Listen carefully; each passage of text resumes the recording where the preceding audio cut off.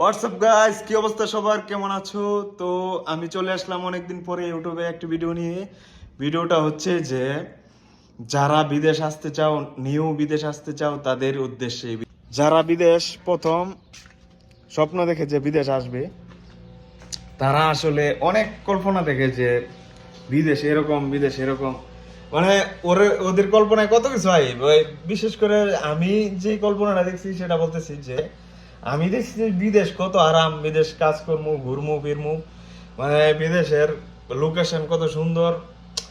বাইরে ভাই বাস্তবতাটা কত কঠিন, এটা বিদেশ আইলে বোঝা যায়। আমি কি কাজ করি বিদেশ সেটা আপনাদেরকে দেখাই।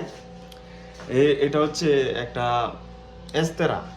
এস্তেরা বলতে বাংলাদেশের ছোট ক্লাব আছে না, একটা ক্লাবের মতন। তো এনে সৌদি আরবটা বাংলাদেশের মতন তো আর সৌদি আরবে বাজার নাই। আমরা তো সারাদিন কাজ করে বিকালবেলা বাজারে গিয়া আড্ডা সাড্ডা দিই। তো সৌদি আরব তো আর এই বাজার নাই।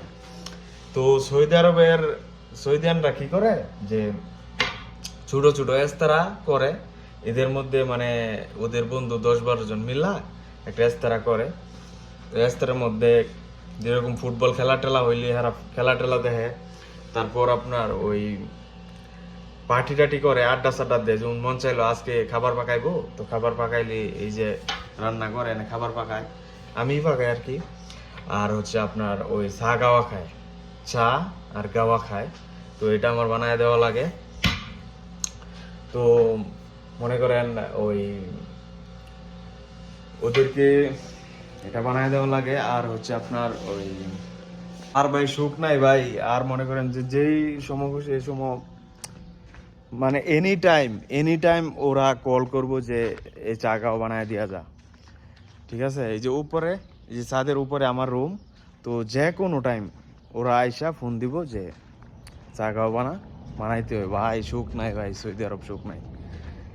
তারপর আপনার ওই বাইরে কাজ করতে হয়। ওই যে দেখাইতেছি বাইরে, ওই দেখেন গাইস, রাস্তাঘাটের অবস্থা দেখেন গাইস, মানে এটা বাংলাদেশের থেকে অদম। বাংলাদেশেও হচ্ছে সুন্দর রাস্তাঘাট। তো এই জায়গায় থাকি আমি। কি বলবো ভাই, কত স্বপ্ন দেখছি যে সৌদি আরবের, মানে সৌদি আরব বলতে যে মানুষে অনেকে আছে না, সুখে আছে না, শহর এলাকায় আছে, রিয়াদে আছে, তারা তো ভিডিও সিডিও করে ছাড়তো আমার বন্ধু বান্ধব। তো ওদের কাছে ওদের ভিডিও দেখে মনে করছি যে বিদেশ এত সুন্দর, বাবারি বাবা, বিদেশ গেলে আরাম সুখ শান্তি ওদের মতন ঘুরতে পারবো। কিন্তু আসলে ভাই সবার বাস্তবতা এক না, ঠিক আছে। তো এটা হচ্ছে আমার কপিলেরই একটা ছোটোখাটো এস্ত্রা। তো এখানে আবার কিছু উটও আছে, মাঝে মধ্যে উটের কয় ফোন দিয়া বলে যে খাউন দিতে হয়, যে খাউন দিই।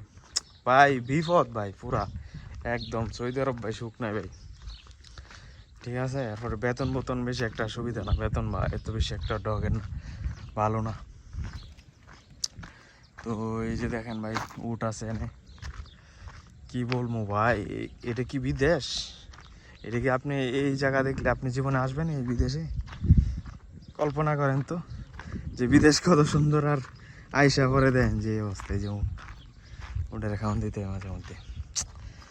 ভাই রে ভাই, আর কি রোদ ভাই, কি গরম বাইরে ভাই, বলার বাইরে, অস্থির।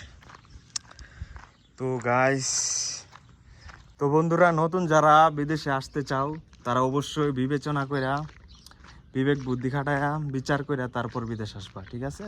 তো আমার এটাই কথা। আর আমার ইউটিউব চ্যানেলটা ইদানিং অনেক লো হয়ে যাচ্ছে। Please please guys, please subscribe করো গাইস, মানে খুবই টেনশনে আছি গাইস। আমি আসলে অনেক স্বপ্ন দেখি যে একটা ইউটিউবার হবো গাইস। প্লিজ আমার ইউটিউব চ্যানেলটা সাবস্ক্রাইব করো ভাই।